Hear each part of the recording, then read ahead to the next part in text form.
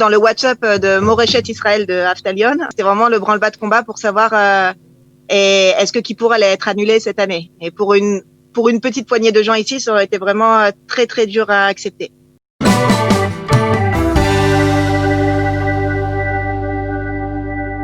Elisabeth Rosen, voilà, qui vit dans un kibboutz et qui va nous raconter comment dans un kibboutz non religieux, les fêtes se sont déroulées. Elisabeth Rosen, bonjour. Bonjour.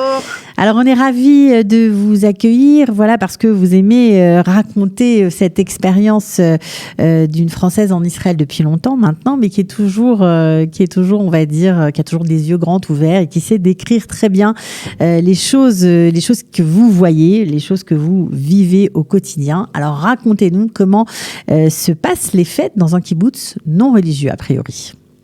Alors, c'est un Ishuv Kehilati, Ishuv communautaire. Voilà. Alors, comment se passent les fêtes En fait, il y a toutes les fêtes. C'est ça qui est rigolo comme paradoxe.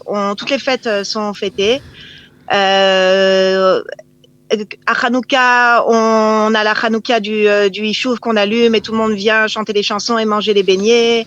On fête Purim, on a une fête costumée, les enfants ont leur petite fête. On fête Pessah avec un chouk karten comme on aime faire en Israël. Mais donc c'est ce que je décris dans mon blog. En fait, si toutes les fêtes sont fêtées, il n'y a pas d'élément vraiment relié à Dieu. En fait, Dieu est absent de toutes ces fêtes-là. C'est-à-dire qu'il n'y a pas vraiment d'office à la synagogue. Le seul office qu'on a généralement, c'est l'office de Kippour, parce que la Moatza, le conseil régional, nous envoie un rave de Jérusalem avec des bachorei yeshivot qui peuvent assurer le minyan. Et donc ça, cette année, on n'a pas pu l'avoir avec le corona. Et donc dans mon blog, je décris en fait le branle-bas de combat pour qu'on ait quand même notre Kippour ici. Oui, parce que c'est peut-être un yishuv, on va dire un laïque entre guillemets, enfin Kehilati comme vous avez à le préciser, mais certains ont envie de fêter notamment les grandes fêtes dans les règles de l'art apparemment. Exactement. Et ont envie de fêter les grandes fêtes d'un point de vue religieux aussi, pas seulement d'un point de vue culturel avec les chansons et les couleurs associées. Alors, comment vous faites en général ? Comment vous faites et particulièrement comment vous avez fait cette année en plein confinement pour y arriver ? Alors voilà, donc cette année, en fait, celui qui s'occupe de tous ces sujets-là, donc c'est un homme qui avait a priori pas le destin de devenir rave, mais c'est le seul Shomer Shabbat du Yishuv et ça lui tient vraiment à cœur, à lui et à toute sa famille. D'habitude, il est pas là pour Rosh Hashanah et cette année, à cause du confinement, il a pas pu voyager dans sa famille. Donc, il nous a organisé un office de Rosh Hashanah et c'était la première fois depuis 2000 ans que sur cette colline, il y a un office de Rosh Hashanah qui est organisé. Une colline du Nord, hein Comment ? Une colline du Nord d'Israël. Une colline du Nord d'Israël où il n'y avait pas d'Ishuv, donc c'est peuplé généralement il y a beaucoup de villages arabes aux alentours et sur cette colline en particulier, d'après les recherches qu'il a faites, il y avait un village juif il y a 2000 ans qui s'appelait Arav et donc c'est là-bas que la dernière fois a été sonné le chauffard pour Rosh Hashanah. Et cette année en 2020 grâce au corona. Ça devait être très très émouvant, j'imagine. Alors comment vous êtes ? Mais j'imagine ça devait être. Vous étiez nombreux malgré tout ? Et on n'était pas nombreux. En fait, dans le Yishuv, il n'y a pas énormément. On est vraiment une poignée à être très attachés à la religion aussi, en plus de tout ce qui est culturel.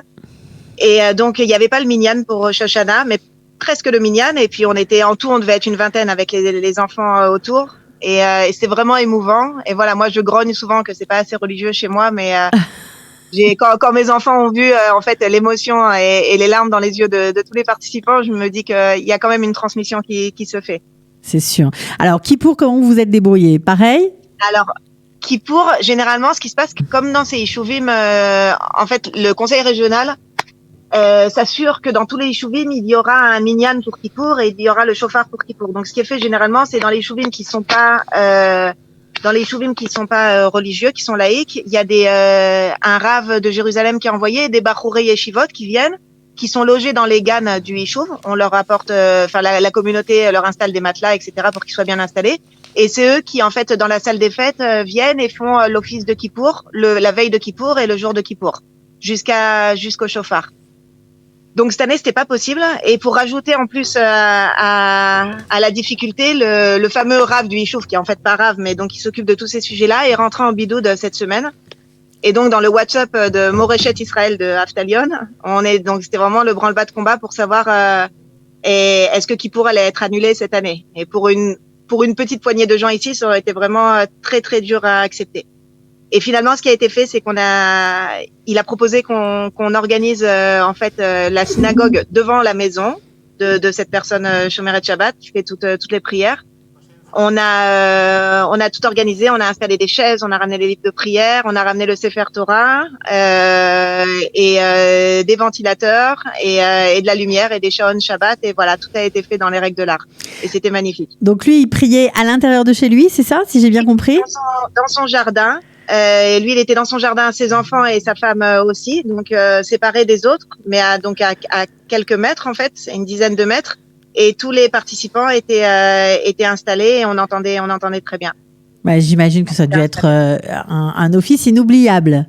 C'est inoubliable parce que voilà, c'est pas beaucoup et en même temps c'est énorme.